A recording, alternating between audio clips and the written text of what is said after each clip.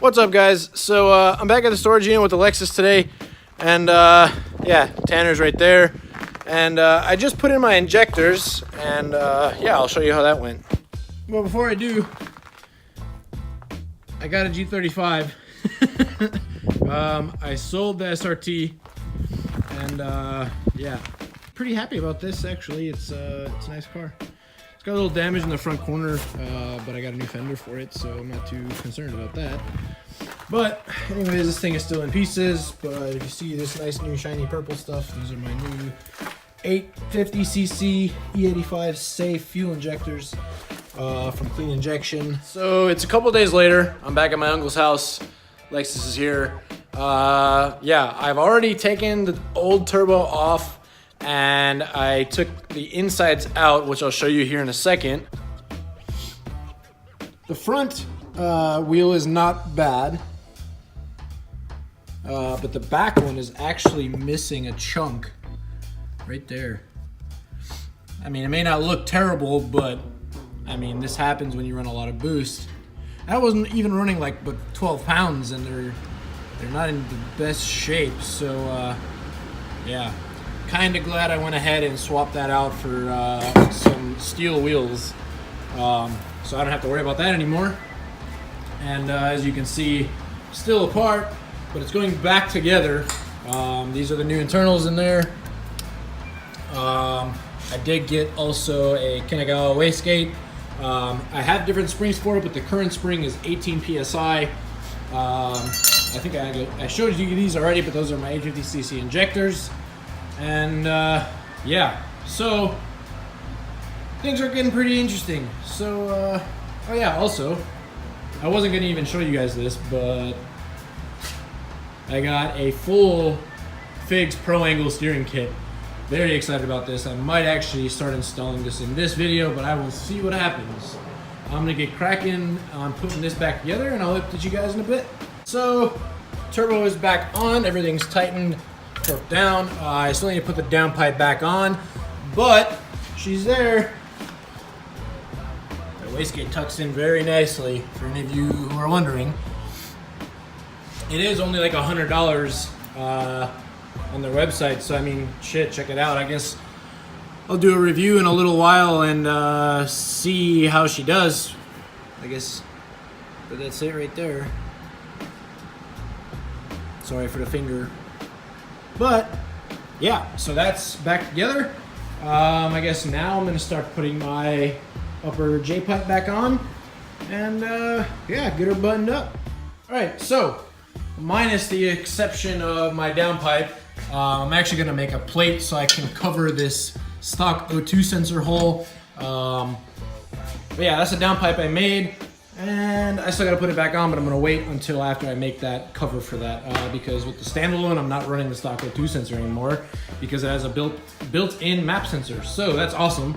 But anyways, everything else is buttoned up minus my intake, which I'll put that on last. This is not going back on yet because I have to put the harness in before I put the manifold back on. So this is pretty much as far as I can go right now. I do need to split this hose and put in the coupler I have for my AEM temp gauge, but that can be done at another time too. So let's do it, boy. All right, guys, so I got the passenger side of the Figs kit on, and boy, it's wild. But what seems to be happening is it over centers at some point. Maybe it's because I don't have the other side installed yet, but here, watch this.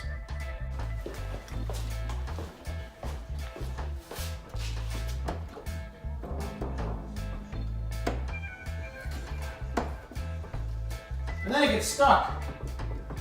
I gotta figure that out. I'm hoping that it's because I don't have the other side installed. All right, boys, so she's all back together, everything's tight, and no more locking, well, binding issues, so that's awesome. Let me see if I can turn the wheel so you guys can see what's up. This is full lock to the left.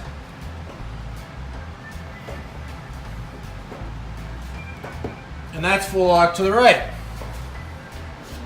That's still a ton of angle.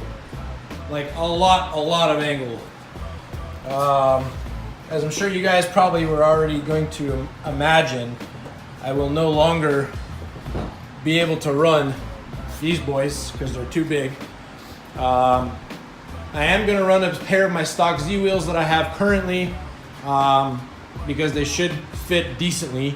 I still may have to trim some of this area, maybe. I can foresee that probably being an issue right there because it's so far forward. But I'm okay with that, trimming it a little bit. I mean, even if I have to take an inch or two off, it's okay as long as everything clears and doesn't rub. Awesome.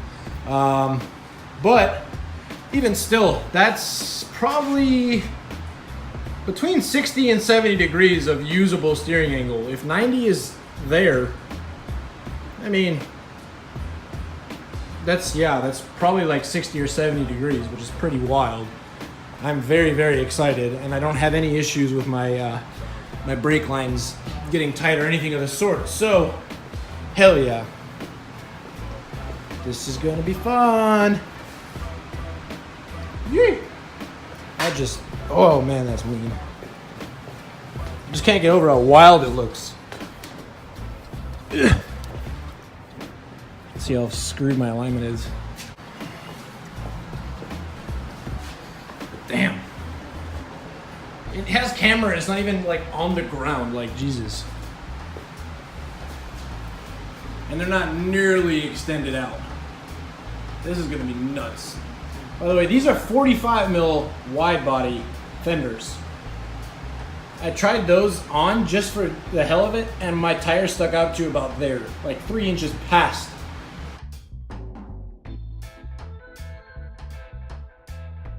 Like, this is nuts, dude. Turk stance all day. Shout out, Figs. I'm stoked. I'm probably gonna have to raise the car. But yeah, anyways, that's all the video I took tonight. Tomorrow, I'm gonna go to the storage unit, grab my stock 350Z wheels that I have.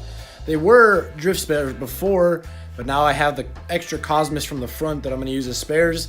And I'm actually gonna buy some more Cosmos that are the same wheel, but the correct sizing for the angle kit very soon. But for now, I'm gonna run those stock Z wheels that I have on the front because they're very close to the specs I need to run. So I'm gonna take another video tomorrow. Maybe I'll put it on the ground and see how it looks on the ground with those wheels, see if everything fits. And yeah, thank you guys for watching this video. Hit the like button, hit subscribe if you haven't already, and we'll see you guys in the next one.